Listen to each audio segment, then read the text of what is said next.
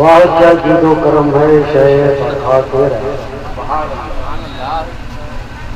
واہ کیا جود و کرم ہے شہ برکھا تیرا، نہیں سنتا ہی نہیں مانگنے والا۔ ہمارے اور آپ کے دروازے پر کوئی فقیر آ جائے، آپ ٹالنے کی بھرپور کوشش۔ کیا بابا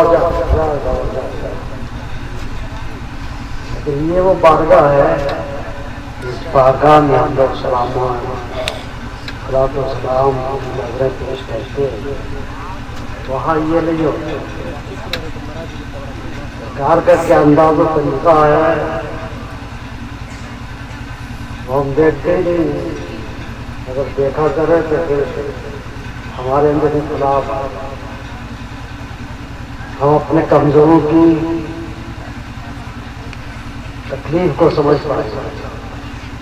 آج زمانہ تو ایسا ہے کہ جتنا کمزور ہوتا ہے نا اس کو اتنا ہی زیادہ دبایا جاتا ہے۔ ہمدردی کا اظہار نہیں ہوتا ہے بلکہ اس کو دبانے کی کوشش۔ سرکار کی بارگاہ یہ ہے کہ کمزور آوے چاہے طاقتور آوے، اگر اس نے کچھ طلب کر لیا ہے تو یا منع نہیں کیا۔ اسی لیے اللہ فرماتے ہیں واہ کیا جود و کرم ہے شہ برکھا تیرا، نہیں سنتا ہی نہیں مانگنے والا۔ جو جس کی ضرورت ہے اپنی ضرورت کو لے کر کے آتا ہے، سرکار پوری کر دیتے۔ حضرت ابو ہریرہ رضی اللہ تعالیٰ، یہ وہ صحابی رسول ہیں جیسے آج کل ہمارے مدرسے ہوتے ہیں، اس میں زیادہ تر ہمارے لوگ یہ کہتے ہیں کہ اس میں یتیم پالتے ہیں، غریب بچے پالتے ہیں، مسکین پالتے ہیں۔ اب ان کی پرورش کون کرتا ہے؟ پرورش کے لیے آپ کے پاس جاتے ہیں تو آپ اپنا جواب بتاتے ہیں۔ مولانا لوگوں کو یہی سکتا ہے، قوم کوئی فرد افراد بیٹا بیٹا پاس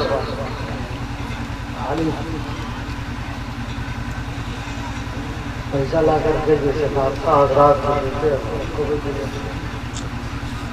لوگوں کو دے کر کے تسلی نہیں ہوئی ہے، جو بچا ہے ان کو پھر سے بات کرتے۔ حضرت ابو ہریرہ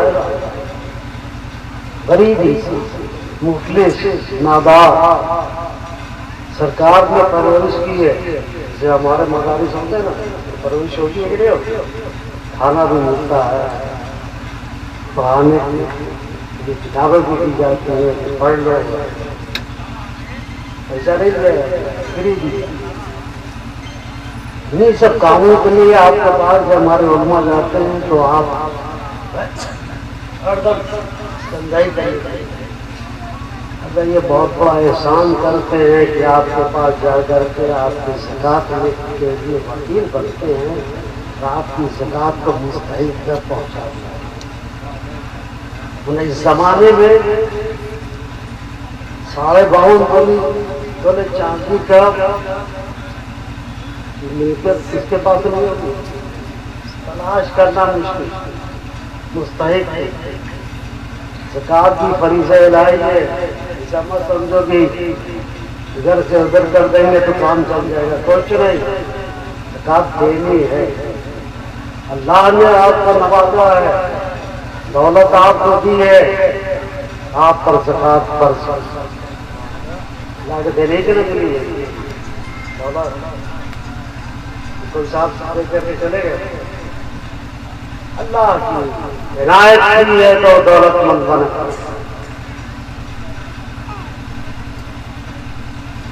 گورنمنٹ کی عنایت ہوتی ہے تو کاروبار چلتا ہے۔ جی ایس ٹی لگا دیا کسی نے احتجاج، تقریباً 55% مٹیریل سے لے کر کے پروڈکٹ، 55% مجھے بتایا لوگوں نے، غریب آدمی کا کہاں 55% ٹیکس لگا دیا، کسی نے احتجاج نہیں کیا، سب چپ چاپ جا کر کے ریٹن پڑھتے اور جانے جمع کرتے، اس لیے کہ کہیں گورنمنٹ کا جھنڈا نام پر پڑ جائے، چند روز جیل میں نہ رہنا پڑ جائے، پروردگار عالم نے نوازا، اس کی عنایت ہے تو آپ مالدار ہوئے، دولت مند ہوئے۔ شریعت نے اسلام نے 2.5% رکھا، 2.5% کو دینے میں ایسا دعویٰ کراتا ہے، ارے بہت دے دیا، ہم لوگ بھی چندہ کرتے ہیں، مدرسہ چلاتے ہیں، یہ مسئلہ بہت بڑا ہوٹل مل گیا ہے، کچھ لوگوں کے پاس نہیں جاتے تاکہ ان سے ان کی زکات کا حصہ دے کر کے مستحقین کو دے کر کے ان کی زکات بھی ادا کرا دے اور قوم کے نادار مخلص بچوں کو تعلیم سے سرفراز کر تعلیم، ورنہ آپ کو تعلیم دینے کے لیے گورنمنٹ کا انتظام کریں گے، ٹھیک ہے نہ کرے خود کریں، ہمارے مدارس کا صحیح ہے، اللہ کا فضل ہے، ذریعہ ہے۔ دیکھو اسلام نے زکات رکھی ہے نا، بڑی حکمت ہے اس میں، ایک تو یہ کہ آپ پیسے کو منجمد نہیں کریں گے، اس کو دوڑائیں گے بازار میں، نہیں دوڑائیں گے تو 2.5% دیتے دیتے وہ ختم ہو جائے۔ بہترین طریقہ، جب مارکیٹ کے اندر پیسہ آتا ہے تو خوشحالی بڑھتی ہے، خوشحالی لانے کا ایک ذریعہ اور اسلام نے دیا ہے 2.5%، اپنے ماننے والوں پر 2.5% رکھا ہے، اسے دو، غریبوں کو دو، وہ خرچ کریں گے، اپنی ضرورت پوری کریں گے۔ آپ جو اللہ کے مخلص بندے ہوتے ہیں نا وہ دیتے، ایسا نہیں کہ نہیں دیتے، کچھ لوگ تو کعبہ کٹاتے ہی نہیں، لیکن بہت سے ایسے لوگ ہیں کہ جو پوری زکات نکال کر کے تقسیم کرتے ہیں۔ زکات فرض ہے،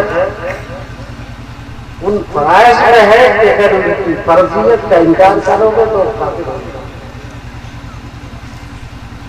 اسلام کا احکام رکن زکات، خالی نمازی نہیں، زکات اس کو بھی کہتے ہیں، رکن مانے کھمبے کے ہو گئے، نہیں دو گے اسلام کمزور ہوگا،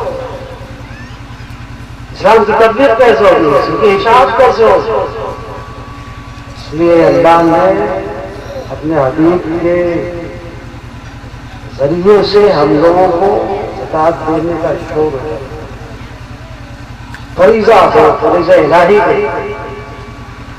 حضرت اللہ تعالیٰ مسلمان تھے، یہاں اگر کوئی حاجی ہو اسے پوچھ لیجیے گا، اصحاب صفہ کا چبوترا مسجد نبوی میں بنا ہوا ہے، وہاں 2 رکعت نماز ادا کرنے کی ہر مومن کوشش کرتا ہے، بہت مبارک چبوترا ہے، اس پہ 2 رکعت نماز ادا کر لو، سعادت بات، سعادت خوش قسمتی۔ مسجد نبوی میں سرکار کے روضے اقدس کے بغل ہی اصحاب صفہ کا چبوترا کہلاتا ہے،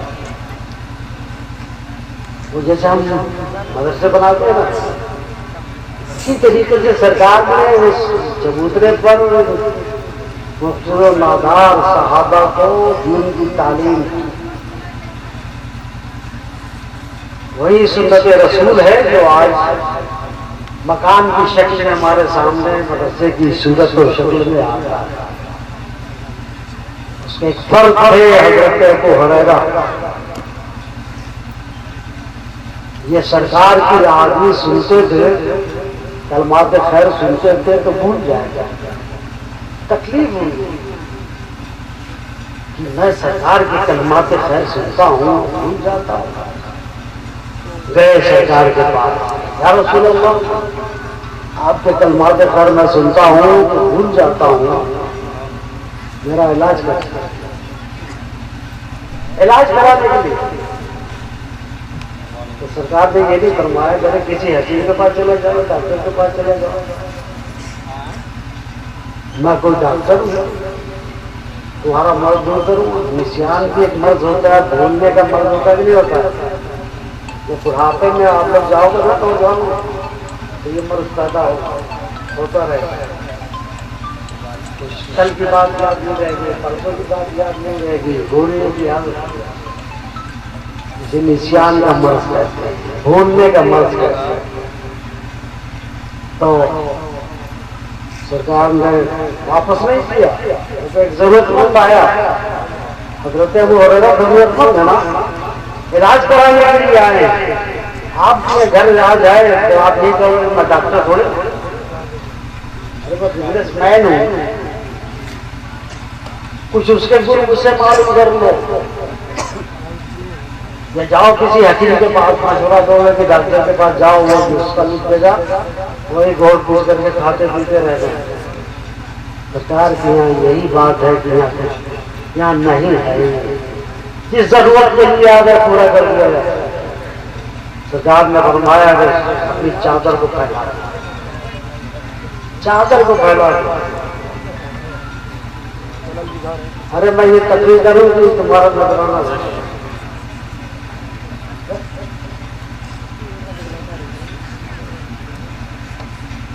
تو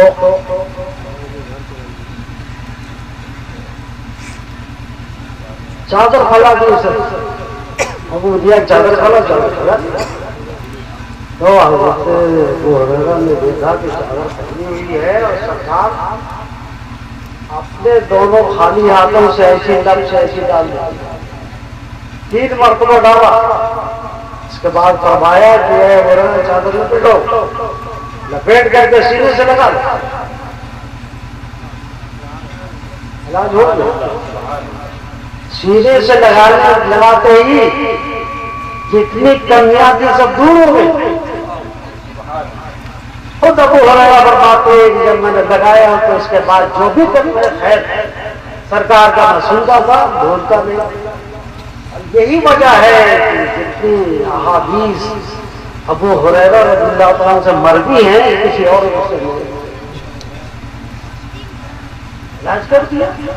علاج کے لیے آئے, علاج کر دیا. ہم اور آپ ہوتے تو کہتے کہ ارے بھائی جاؤ کسی حکیم کے پاس جاؤ, ڈاکٹر کے پاس جاؤ. یہاں نہیں ہے. ایک صاحب پہنچے, یا رسول اللہ میری 3 بچیاں. آج تو بچیوں کا معاملہ بڑا ٹیڑھا ہوتا ہے. ان کی بچیاں ہیں, وہ بیچارے جب بچی پیدا ہوتی ہے نا اسی وقت سے لے کر کے 20 سال کی سوچ اس کے اندر پیدا ہو جائے. جب یہ 20 سال سے بچی ہو جائے گی تو میں غریب آدمی کیا کروں گا. ابھی سے سماج میں ایسا معاملہ ہے کہ بچیوں کے لیے پریشانی ہی پریشانی نظر آتی ہے.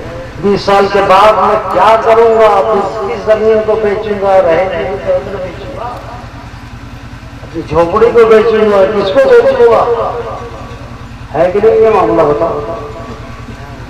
ارے اب تو موڑی میں کھلا کرتے ہی. اگر یہ نہ ہوتا تو کہے کہ 20 سال کی آتی ہے. سوچ رہا ہے بیچارہ, ابھی سے کمر چوڑی ہو رہی. اس زمانے میں بھی شادیاں تو ہر زمانے میں ہوتی رہی ہیں نا, آج ہی تو نہیں ہو رہی. صحابہ کے سامنے بھی مسئلہ تھا, 3 بچوں کی شادی کا مسئلہ. اللہ سیدھے گئے سرکار کی بات, یا رسول اللہ میری 3 بچیاں ہیں. کیا بات ہے, گھبرانے کی کیا بات. یا رسول اللہ شادی کا انتظام کرنا ہے، غریب ہوں وہ بھی سوزگار۔ اللہ سرکار نے فرمایا جاؤ عثمان کو، اور عثمان سے کہنا کہ رسول اللہ نے بھیجا ہے میری 3 بچوں کی شادی کا انتظام کرنا۔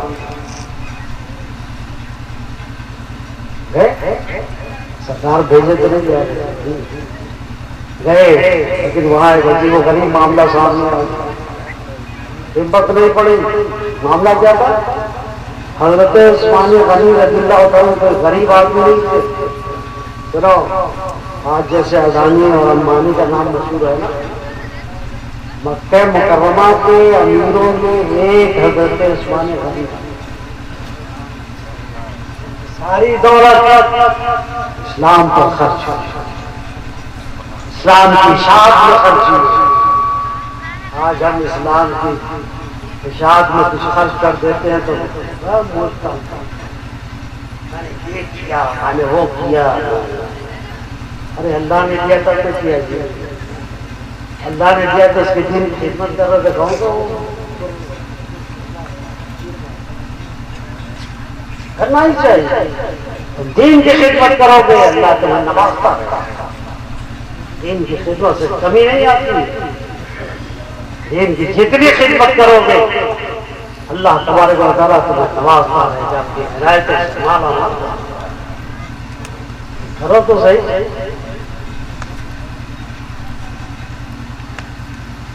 منظر کیا ہوا تمہارا؟ حضرت عثمان غنی رضی اللہ عنہ اپنے نوکر کو کہاں کیا، کسی بڑے معاملے میں نہیں تھا۔ وہ یہ کہہ رہے تھے کہ جب پتلی بتی سے چراغ میں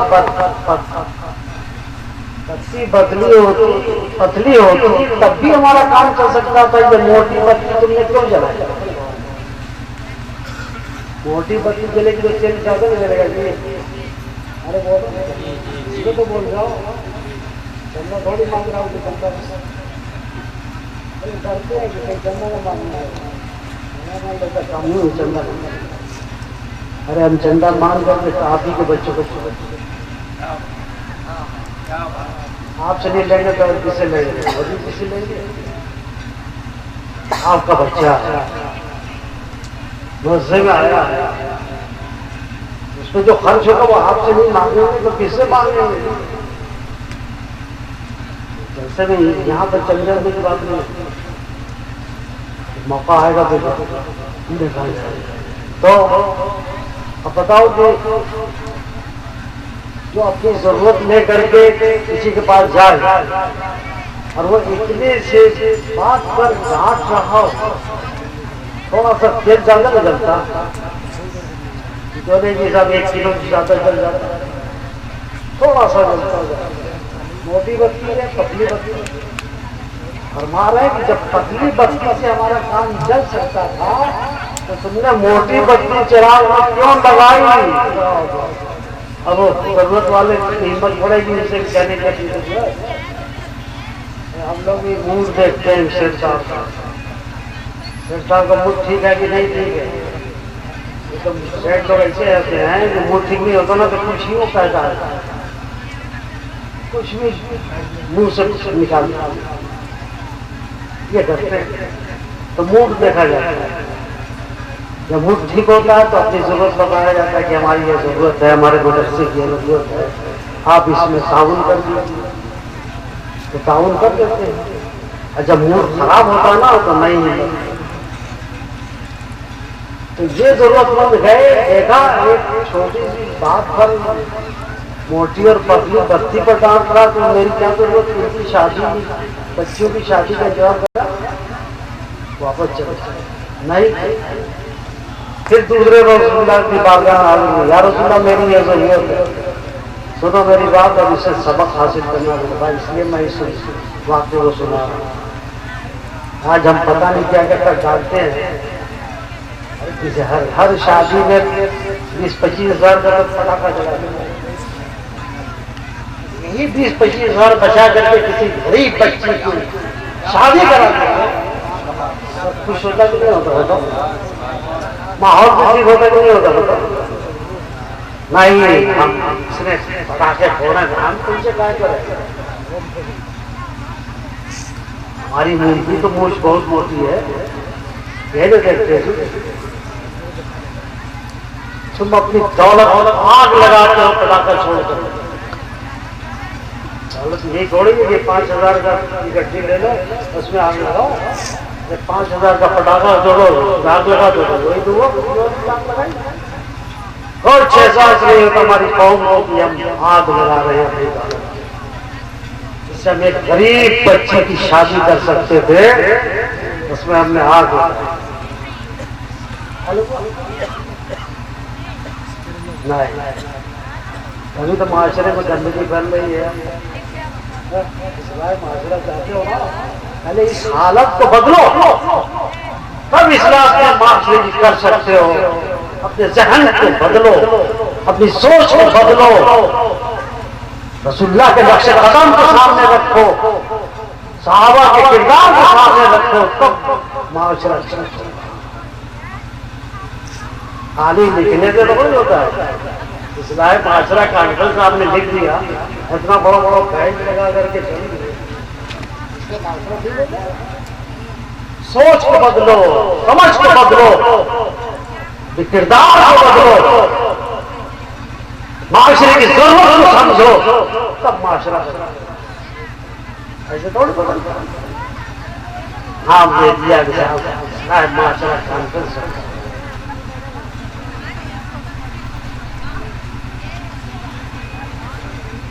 دوسرے روز سرکار کے بارے میں پھر پہنچے وہ صاحب یا رسول اللہ میری یہ ضرورت ہے. پھر حضرت عثمان کے پاس جاؤ.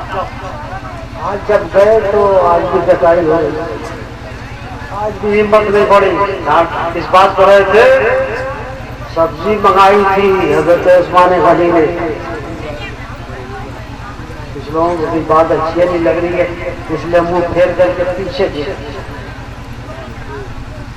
یہ اچھی نہیں لگ رہی کہ کرتے ہیں نا اچھی لگے گی. ان کی بات کو ان کے منہ پر رکھا جا رہا ہے تو اچھی لگے گی. اسی لیے کہہ رہا ہوں کہ ہے جو اصلاح معاشرہ کانفرنس رکھی ہے. اصلاح کرنے کے لیے پہلے ان کمزوریوں کو سامنے لایا جاتا ہے، پھر ان کو دور کیا جاتا ہے تب اصلاح ہوتی ہے. اسی کو اشتہار پر یا اخبار میں لکھ دیا یا بیچ پہ لکھ دیا اصلاح معاشرہ کانفرنس. اصلاح معاشرہ ہوگا نہیں ہوتا. ہماری دنیا میں اترو گے تب اصلاح ہوگا. حضرت عثمان دیکھو کوئی غریب آدمی نہیں ہے، مالدار آدمی ہے. یہ بتایا نا کہ مکہ مکرمہ کے چند مالداروں میں ایک حضرت عثمان غنی ہے. دوسرے روز کا معاملہ یہ ہوا کہ تھوڑی سی سبزی پڑ گئی، آدھا کلو کہاں ہوگا تھوڑی سی سبزی لے اس پر ڈانٹ ڈالے کہ بڑھتی کیوں لے کر کے آئے. ہمارا کام جب آدھا کلو میں چل جاتا تھا تو بڑھتی کیوں لے کر کے آئے. اب بھی ہمت پڑے گی ان بچوں کی شادی میں انتظام کرائیں گے. تیسرے روز پھر سرکار کی بارگاہ میں حاضر ہوئے یا رسول اللہ. پھر اس کو حضرت عثمان کے پاس بھیجا. سرکار جانتے تھے کہ کچھ معاملات سامنے آئیں گے جس سے آنے والی قوم درس لے سکتی ہے. وہ معاملات ہونے ہوئے پھر تیسرے روز اس لیے بھیجا کہ آج ان کی ضرورت پوری ہے. سرکار جانتے ہیں تو آج کوئی معاملہ سب سامنے نہیں آیا تو حضرت عثمان غنی نے پوچھا ارے بھائی کیسے آ رہے ہیں. ہاں رسول اللہ نے مجھے بھیجا ہے. رسول اللہ صلی اللہ علیہ وسلم نے بھیجا ہے. میرے باپ کیا بچے نہیں بتاؤ کیا معاملہ ہے. کہا میری 3 بچوں کی شادی کا انتظام کرتا. خوش ہو گئے. تھوڑے سے تیل پہ بگڑے، تھوڑی سی سبزی بڑھ گئی بگڑے. جب دینے کا معاملہ آیا، رائے خدا میں خرچ کرنے کا معاملہ آیا، خوش ہو گئے کہ سرکار نے میرا ہی رسول کیا. میرے پاس بھیجا، خوش ہو گئے۔ اللہ جب یہ جذبہ ہوتا ہے تب اسلام معاشرے سے ہو جائے گا۔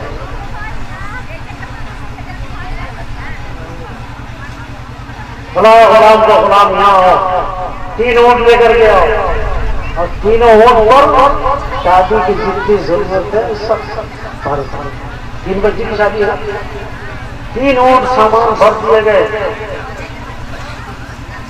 اب یہ ترجمے کھول کے اتنی سی بات پر ڈانٹ رہے تھے، اتنی سی بات پر ڈانٹ رہے تھے، جب میرا معاملہ آیا ہے تو 3 اونٹ سامان سے بھر دیے گئے، کوئی احساس نہیں، کوئی تکلیف کا اظہار بھی نہیں، کچھ نہیں، خوش ہو رہا۔ تب خود ہی کہتے ہیں بھائی عثمان میں کل بھی آیا تھا، پرسوں بھی آیا تھا، آپ اس معاملے میں ڈانٹ رہے تھے، آج جب میرا معاملہ سامنے آیا میری بات تو سنی نہیں ہے، خالی نہیں کرتا۔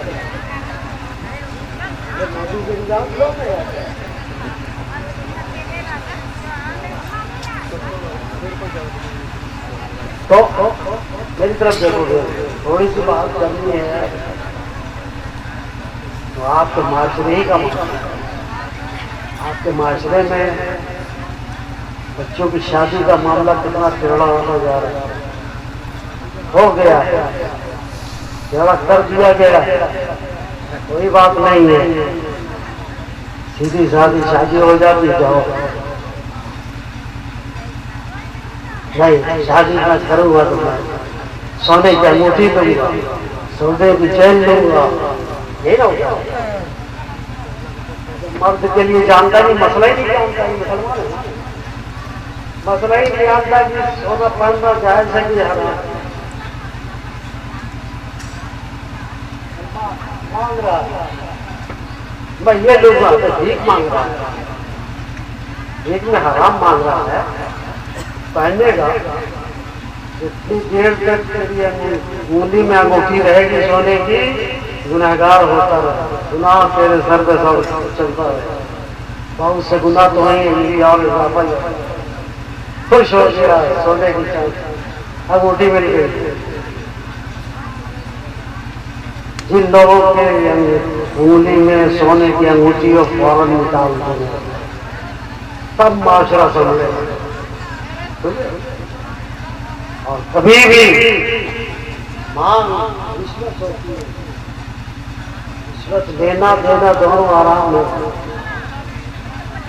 مانگو مت، اپنی خوشی سے اگر آپ کا خسر کچھ دے دیتا ہے تو دے لیجیے، اپنی بچی کو دے دیتا ہے، اس کا حق تھا، اس کے بعد میں اس نے اس حق کی ادائیگی کر دی ہے، خوش ہو جاؤ، کچھ مت مانگو کہ نہیں میں اتنے پیسہ لوں گا، اتنا سونا لوں گا، اتنا یہ لوں گا، کب شادی کروں گا۔ اگر یہ معاملہ رہے گا، اللہ یہ عذاب تو روک دیا ہے اپنے نبی کی وجہ سے، اپنے حدیث کی وجہ سے، ورنہ عذاب کے مستحق تو ہو ہی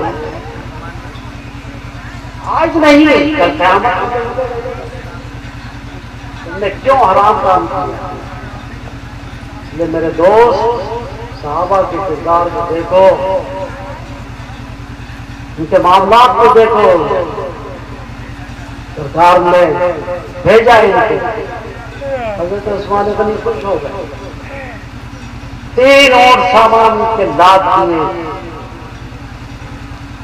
ان کے حوالے نہیں بلکہ نوکر سے کہا کہ ان کو گھر پہنچا کر کے آؤ، ان کے یہ معاملہ۔ اب انہوں نے تعجب سے کہا کہ بھائی عثمان صاحب کل آیا یہ ٹکائی ہو رہی تھی، پرسوں آیا یہ ٹکائی ہو رہی تھی، جب میرا معاملہ آپ کا آیا تو ہم دینے میں کوئی فراہم ملی، 3 اونٹ سامان دے رہے ہیں، مسکرا دیا حضرت عثمان غنی رضی اللہ عنہ، کہا سنو کل والا معاملہ، پرسوں والا معاملہ میری ذات سے وابستہ تھا، کل قیامت میں اگر پروردگار عالم نے مجھ سے سوال فرما دیا کہ اے عثمان ہم نے تجھے نوازا تھا، کیا اسی نے نوازا تھا کہ زیادہ خرچ کر لیں؟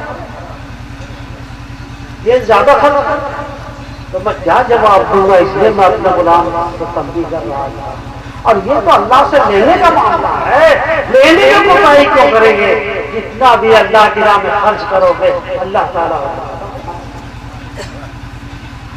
یہ جب ذہن ہوتا ہے تب معاشرہ سمجھتا ہے. اتنا بڑا دلہ لگا دینے سے تھوڑے بولے گا.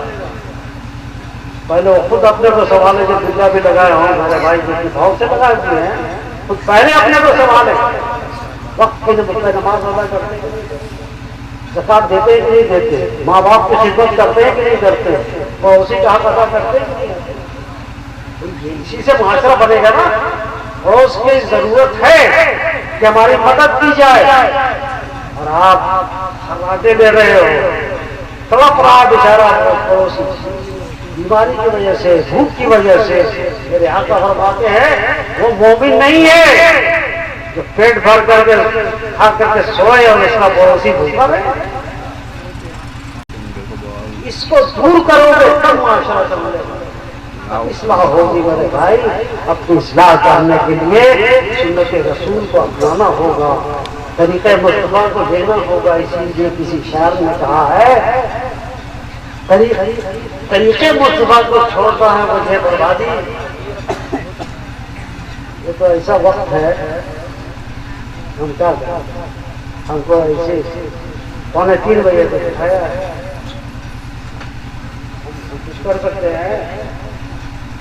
اب تو کھینچ کر کے آپ کو فجر تک لے ہی جانا تاکہ آپ کی فجر کی نماز قضا. ابھی جاؤ گے سو گے ہو جائے گا، کیا تھوڑی سکتے.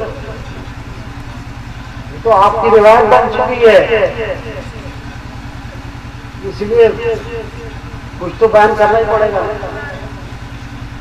کوئی اس کی کہانی تو بیان نہیں کر رہا ہوں، علی لیلہ تو بیان نہیں کر رہا ہوں. سرکار کے صحابی کی زندگی کے ان پہلوؤں کو بیان کر رہا ہوں جو ہمارے لیے عبرت کا راستہ سے.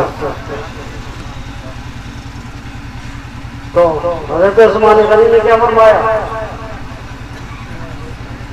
کل مجھے دیکھو، ہم نے کل کا تصور چھوڑ دو، بہت معمولی اگر ہے تو بہت معمولی ہے کہ کل کیا ہونا. نہ اسلام کی دین ہے یہ، کوئی مذہب کل کے بارے میں بتاتا نہیں ہے. اسلام بتاتا ہے کہ کل تمہیں اللہ کی بارگاہ میں جواب دہی کرے گا. یہ اسلام کی تصور ہے میرے بھائی. کوئی مذہب، ہر ایک کرسچن بہت پھیلے ہوئے دنیا میں، نمبر 1 پہ ہے ان کی آبادی. ان کی آتی یہ ہے کہ کوئی سا بھی جرم کر لو، ایک مجسمہ بنا دیا ہے حضرت عیسیٰ علیہ السلام کا معاذ. اس کے سامنے جا کے اقرار کر لو، معافی مل جائے. جرم کو رکے گا؟ ایک سے ایک جرم پیدا ہوتے رہیں گے. اسلام نے دیا ہے کہ کل تمہیں جواب نہیں چاہیے. چوری کی ہے تم نے، کل جواب دے کرے اس کی سزا تم کو ملے گی. آج تم اپنے بھائی کو ستا رہے ہو، کل اس کی جواب دہی کی بارگاہ میں ہوگی اور عذاب الہی سے تو چار ہونا. تصور میں اسلام کے اس تصور میں انسان کو باندھ رکھا ہے کہ ہم کو دنیا میں ٹھیک ٹھاک رہنا چاہیے، بہتر انداز میں رہنا چاہیے. یہ اسلام کی دین ہے یار. کیا کیا چیزیں اسلام کی بتائی جائیں. آپ تو سونے میں لگے ہوئے، لگا ہوا ہے یہ کرنا ہے. 2:45 بجے بٹھاؤ گے اس ماحول میں میں آپ سے بات کروں گا. ایسے نہیں یہ ہے رسول اللہ کی بات کہ 3 بچوں کی شادی کرنی ہے. میرے آقا نے انتظام حالات کسی نے فرماتے ہیں نہیں سنتا ہی مانگنے والا بارگاہ میں جو بھی آتا ہے مانگنے کے لیے اس کی ضرورت پوری کر دے. بہت سے صحابہ کے ہیں، کیا کیا آپ کو سنایا جائے، تو ہمیں ان کے نقش قدم پر چلنا چاہیے، اس سے ہمارا معاشرہ بہتر سے بہتر ہو جائے۔ پہلے تو یہی جو کمزور ہیں، کمزوروں کی مدد کرنی چاہیے، ورنہ وہ آپ کے پاس کھڑا ہو سکتا ہے، ورنہ وہ تو اپنے کمزوری کی وجہ سے آپ کے پاس بھی نہیں کھڑا ہو پائے گا۔ ارے آپ بڑے آدمی ہے، کہیں کچھ احساس نہ کر لیں کہ ارے یہ میرے پاس کھڑا ہوا، ایسا دماغ ہوتا کہ نہیں ہوتا؟ کب ہوتا ہے جب اس دماغ میں کھوپڑی میں یہ آ جاتا ہے کہ میں بہت بڑا، حالانکہ مؤذن پکار کر کے پہلے ہی کہتا ہے اللہ اکبر۔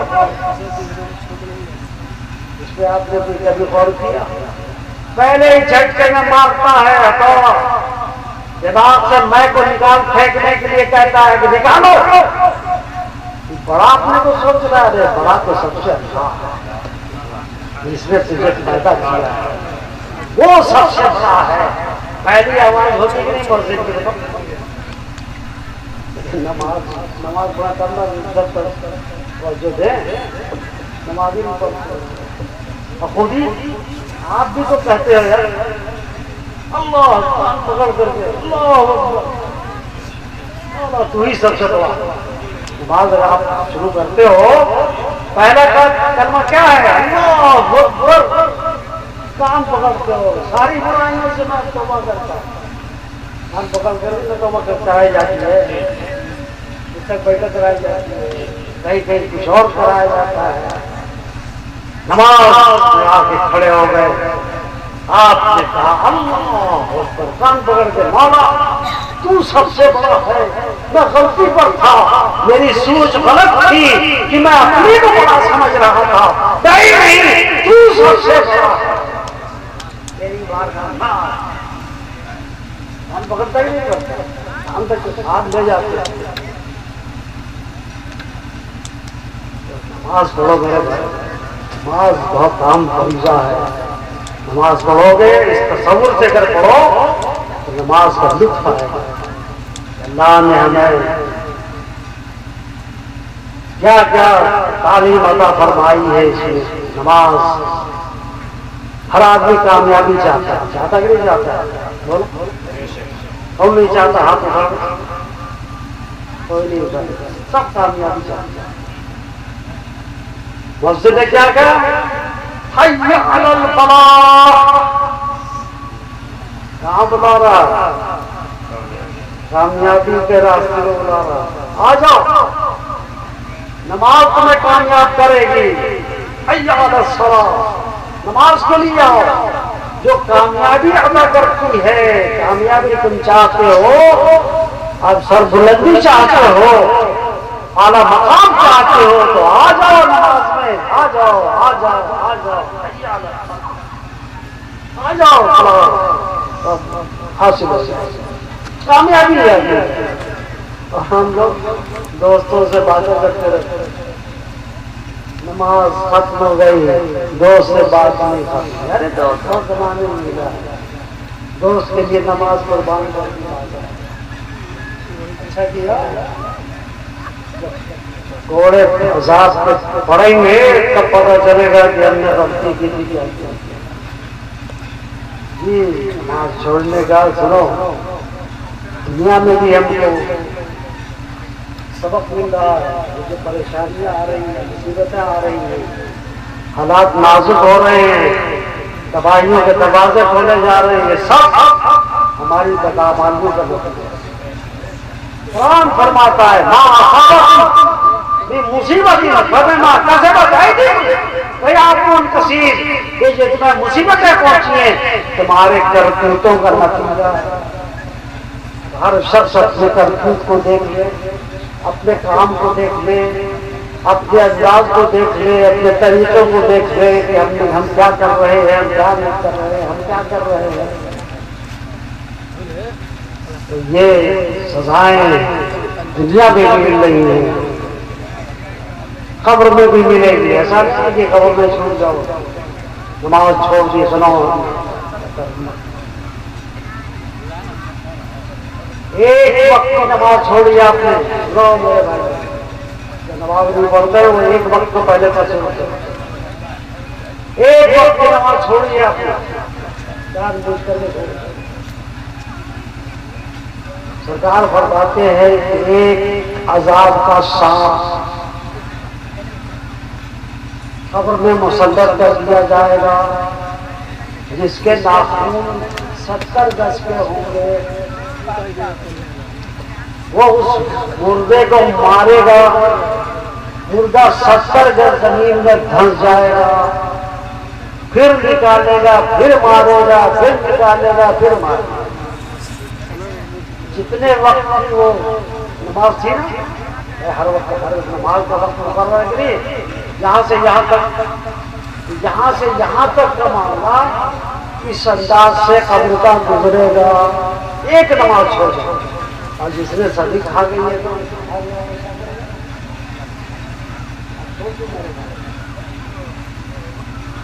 نماز پڑھو، وقت مقرر ہے، کوئی بات نہیں ہے، تجارت فروغ ہوگا، تجارت کو اللہ تبارک و تعالیٰ ترقی عطا فرمائے۔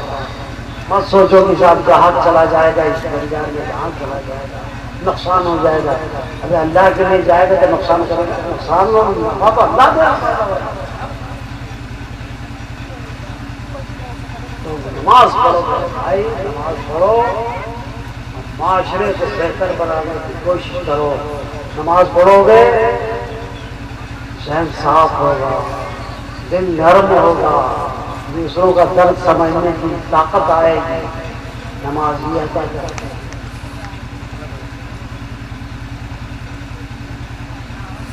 کون بغل میں آیا؟ آپ کا ملازم آیا، نماز میں روک دیا، دیکھو تصور دیا کہ تم بھی اللہ کے بندے ہو، وہ بھی اللہ کا بندہ ہے، وہ بھلے ہی تمہارا نوکر ہے، تمہارا چپراسی ہے، لیکن اس کو تم ہٹا نہیں سکتے، نہیں، دونوں اللہ کے بندے، اللہ کی بارگاہ میں کھڑے، اللہ کی عبادت کرنے کے لیے کھڑے۔ دماغ میں جو ذہن بگڑا ہوا ماحول تھا، اس سے صاف ہوتا ہے۔ اس لیے کسی نے کہا ایک ہی سب میں کھڑے ہو گئے محمود و ایاز، نہ کوئی بندہ رہا اور نہ کوئی بندہ نہ رہا، سارے تصور ختم ہو جاتے ہیں۔ ایک تصور ہوتا ہے کہ ہم اپنے رب کی بارگاہ میں کھڑے ہیں، یہ تصور انسان سے انسان کی دوری ختم کر دیتا ہے، انسان کو کمتر سمجھنے کا تصور ختم کر دیتا ہے۔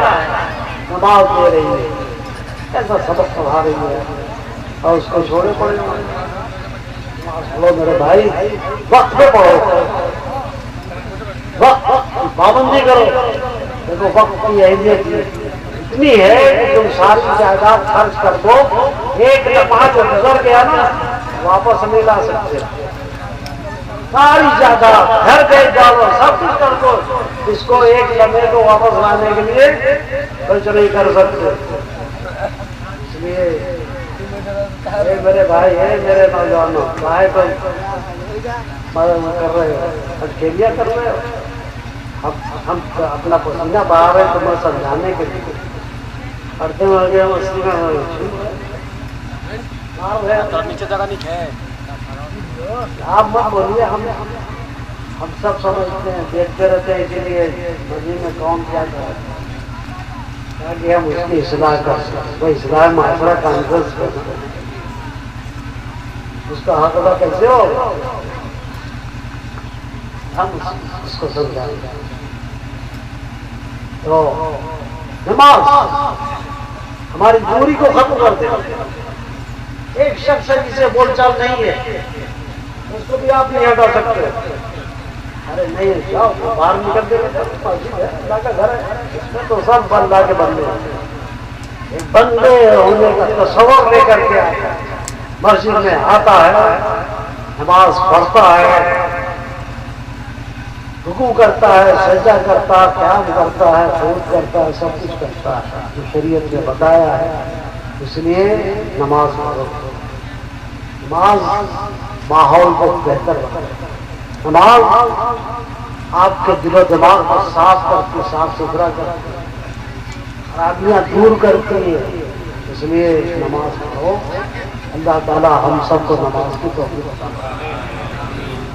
اور یہ بوڑھے جو ہیں آپ کو ان سے اچھا سلوک کرو۔ آپ جوان ضرور ہو گئے ہوئے لیکن انہیں کی مدد سے ہو گئے ہوئے۔ اگر آپ چھوٹے سے تھے، اگر یہ آپ کو توجہ نہیں دیتے تو آپ اتنے بڑے ہو سکتے تھے۔ ماں کمزور ہے، چلو پھر نازک ہے، اس کے ساتھ کیسے کیسے سلوک ہوتے ہیں۔ اللہ کے حبیب سے صحابہ نے عرض کی، یا رسول اللہ جنت کا پتہ بتا۔ جنت کا پتہ تمہارے گھر میں ہے کیا ہوتا؟ ارے تمہارے ماں باپ یہ جنت کا ذریعہ ہیں، ان کی خدمت کرو گے جنت ملے گی، اور ان کو تکلیف دو گے جہنم میں جاؤ گے۔ یہ جنت و دوزخ ہے ہمارے، خدمت جنت میں جاتی ہے، ان کو تکلیف دینا جہنم میں، آگ میں جلنا پڑا۔ اگر ایمان کے ساتھ دنیا سے رخصت ہوئے ہو تو اس ایمان کی وجہ سے سزا کاٹنے کے بعد اللہ تبارک و تعالیٰ اپنے فضل و کرم سے جہنم سے نکلوا کر کے آپ کو جنت میں رکھے گا۔ سزا تو بھرنی پڑے گی نا۔ اور جنت کی اگر ایک شعلہ، ایک چنگاری جہنم کی یہاں گر پڑے زمین پر، پوری زمین کی سبزیاں ختم ہو جائیں گی۔ اس قدر جلن ہے، اس قدر تپش ہے۔ آج سورج کی تپش سے آپ بھاگ رہے ہو تو جہنم کی تپش سے بچنے کے لیے نماز پڑھو۔ اب آپ کی خدمت کرو، ماں باپ کی خدمت کے لیے سرکار فرماتے ہیں، سنو، جن کے ماں باپ زندہ ہیں جس پر عمل کرے گا انشاءاللہ تعالی سرخروئی حاصل ہوگی۔ سرکار فرماتے ہیں جس نے دن میں ایک مرتبہ اپنے ماں باپ کے چہرے کو محبت سے دیکھا، اللہ تبارک و تعالیٰ اسے ایک حج مبرور کا اجر ثواب عطا فرمائے۔ حج مبرور جانتے ہو کسے کہتے ہیں؟ اگر یہاں کوئی حاجی صاحب ہو تو وہ بھی سن لیں، ہم نے بھی اللہ کے فضل سے حج کیا ہے، ہم بھی جانتے ہیں کہ حج ہمارا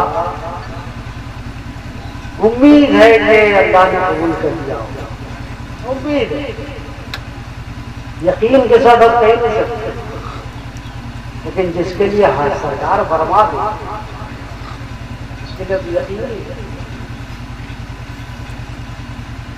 صحابہ نے اس کے یا رسول اللہ جب دن میں 100 مرتبہ دیکھے تو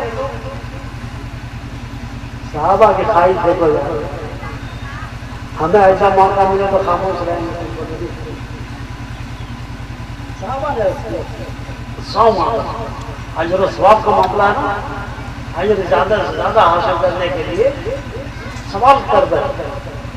سرکار نے فرمایا کہ اللہ کیا کسی چیز کی کمی ہے؟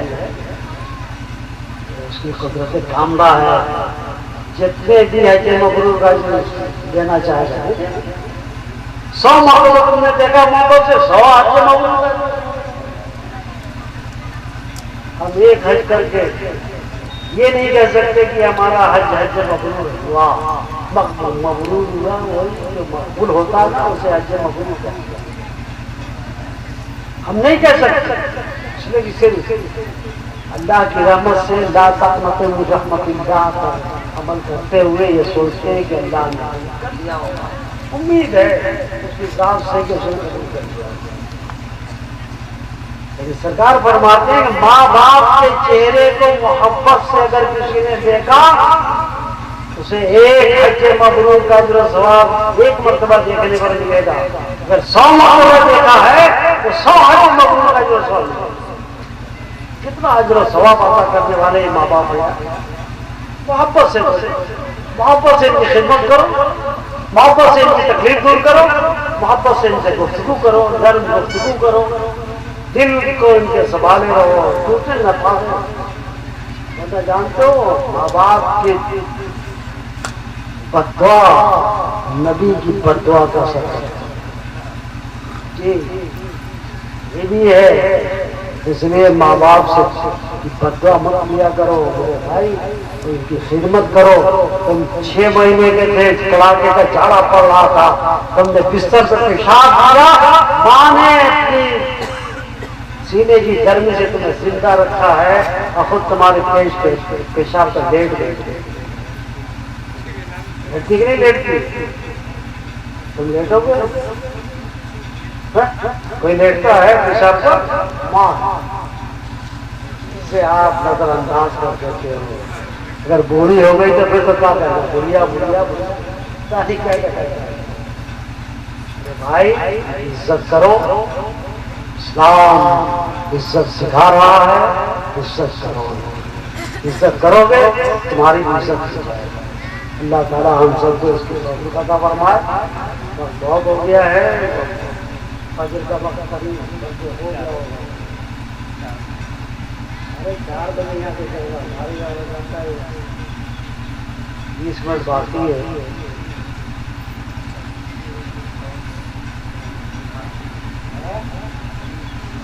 ارے ہاں جب میں تقریر ختم کروں گا تب میں بول جاؤں گا، اس کے لیے تو ٹائم چاہیے، ٹائم ہو گیا ختم۔ بہرحال اللہ تعالیٰ جو کچھ بھی ہم سب نے سنا ہے، کہا ہے، بولا ہے، اسے قبول فرما لے اور اس پر ہم سب کو عمل کرنے کی توفیق عطا فرمائے۔ یہ ہماری دعا ہے، اللہ تعالیٰ قبول فرمائے۔ اب تو